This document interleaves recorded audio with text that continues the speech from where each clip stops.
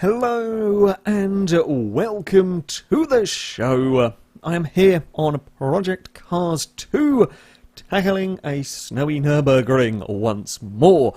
My vehicle today, the Nissan GTP ZX-Turbo, is a supposedly very quick car. Now, the snow, I have concerns about how a Group 5 mad machine is going to fare, because, well, the Sauber C9 did go around the snowy Nürburgring, and that was quite the handful.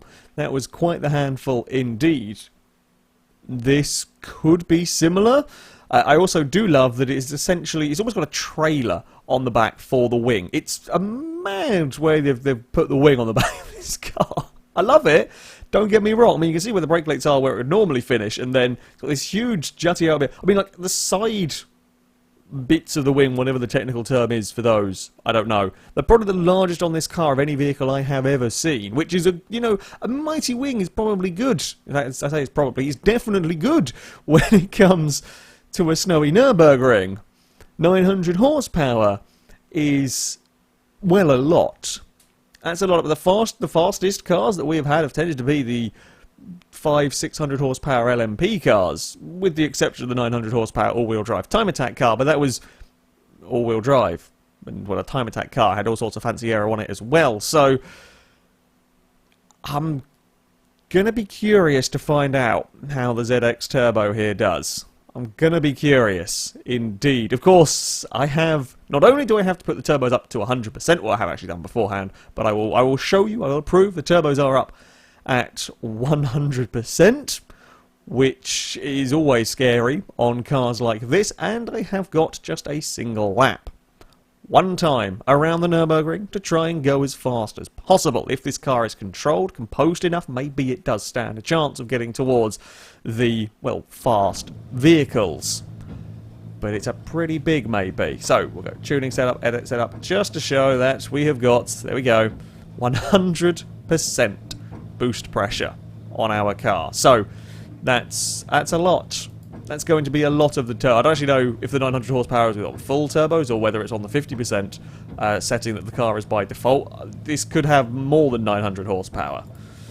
And I've got one lap to try and tame it around the Nürburgring in about as bad a conditions as you can imagine. Please be good, Nissan. Please be good, as we are going to get off and underway. The target is to do a sub 8 minute lap. If we can go sub 8 minutes with the Nissan, we might stand a chance. Well, I'll say we would go to the top. We might stand a chance of doing it with the Nissan. It's going to have the acceleration if it has got the traction out of the corners. We don't, of course, have any KERS, any hybrid system to worry about in this, which is always not. Well, I say it's always nice.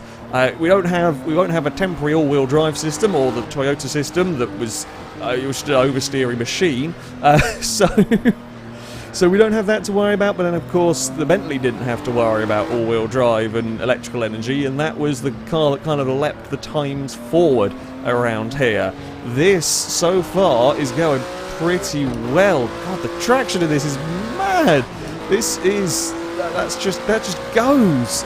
I mean, it's very quick. We're up to 140 miles an hour there. We're not going to take 140 through here. It's about the level of grip that we have on snow. Okay, so for a big turboed Group C car, I mean, this is remarkably easy to get the vehicle. It gets to flat out way more than the Toyota ever did around here. That's 180. That's quicker down there than we've seen the LMP1 cars get down the long straight.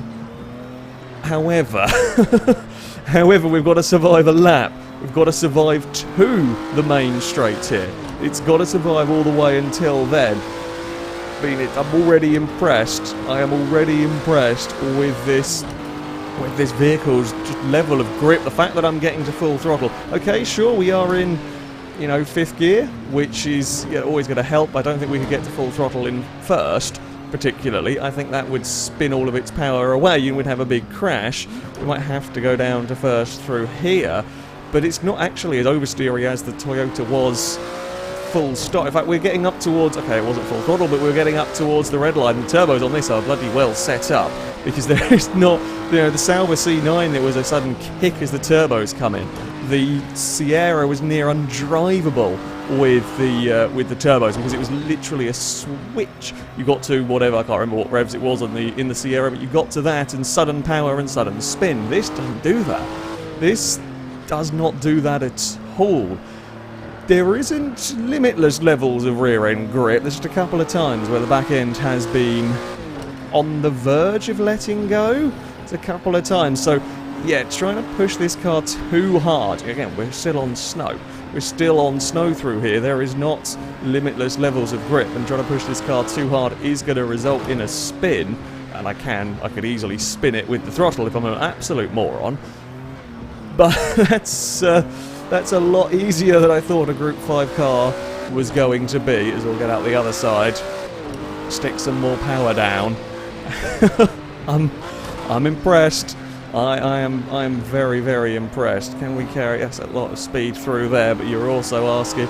It's always difficult when you have got just one lap to try and figure out what you can and can't do with the car. Of course, you want to try and push it towards the limits, but when you don't have, I mean, I have a rough idea now, having done this much of the lap, but you're still not 100% sure, and the car still moves around when you're starting to really. I say give it problems, get towards those limits, and in a car like this, yeah, low speeds are sometimes quite terrifying in the grip. We saw it with the Sauber, very similar sort of car. The low speeds, when you've got no downforce, you have these really lazy, awful looking spins because you've just run out of grip.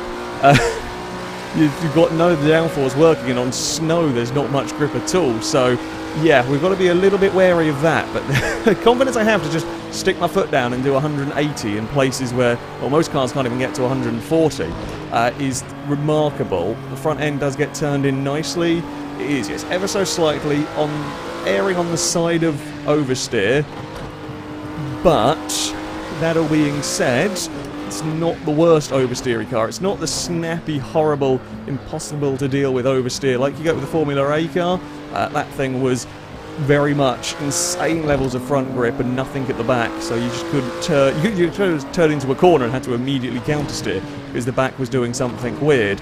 This, I'm not.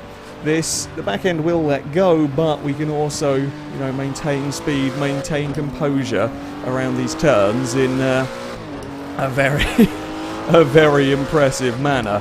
I think that Porsche, that Toyota at the top of the leaderboard, the time attack car, have found their, well, I say their match. I think this thing is going to monster their lap time if I don't stuff it up, and I probably shouldn't have said that at this stage in the in the lap. It's incredible.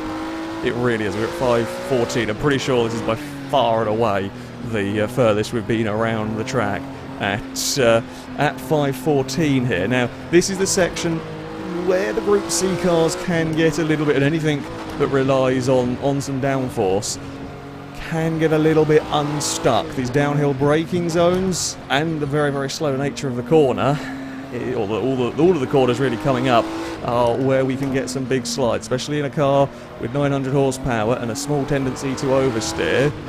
No, it's actually not too bad at all through here. I mean, that's where we spun the V8 supercar going downhill. We spun the Sauber coming up this hill here. This is a pretty damn slow turn in these cars. Very similar manner to what the what a Nissan has just done there. The back end wandering around. However, it's stuck. You've got enough time in this car, and you've got enough grip to get away with catching it. Again, more movements through there as I'm trying to be brave, but there's a limit of what I can almost safely get away with in this.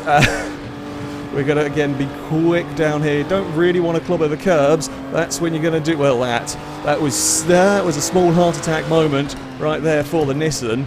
Yeah, we don't want to hit the curbs. You're not going to get away with riding the curbs like you could in the Evo, like you could in any of the all-wheel drive cars that have gone around here. It just doesn't have the grip. Well, I say it doesn't have the grip. You're on snow and you start bobbling around, you're going to get into a lot of trouble. Mini carousels actually caused a lot of grief for some of these cars. Just wasn't quick enough catching that slide either. Yeah, It's actually quite bumpy. I think I'd be better off not going down into it, if I'm honest. It just bounces these cars around and really upsets them in the snow. Right, onto the start-finish, well, not start-finish straight, but onto the main straight we head. Stick foot down, see how fast we can go. The fastest we have had down here is a Can-Am car that could run up to and did get to 200 miles an hour. This is going to run out of speed about 183. Now the ice tyres, the snow tyres, do add to the kind of rolling resistance of the car. It means that while this might technically do 200 in the dry, it's not going to do it down here. We're going to get to 185 though, which is pretty damn good, and we got to 180 very, very early on in all of that. The brakes are good as we slow down into this final little section. Second gear is probably where we're going to want to be. It's not going to be enough. It is not going to be enough for the Nissan though. I thought it was doing really well. It's going to be a wheel spin across the line and an 805.4. I thought we were on for that one. I tried, but I tried, and to be fair, you got to consider here that this is a car from, what, 1988. A 1988 Group 5 car. Remarkable traction, and considering the turbos and everything, the way that this thing gets out of corners, that is a hell of a feat. That is a hell of a lap time, even, around here. Couldn't quite do it. I couldn't quite do it. I think ultimately, well, yeah, the traction was good.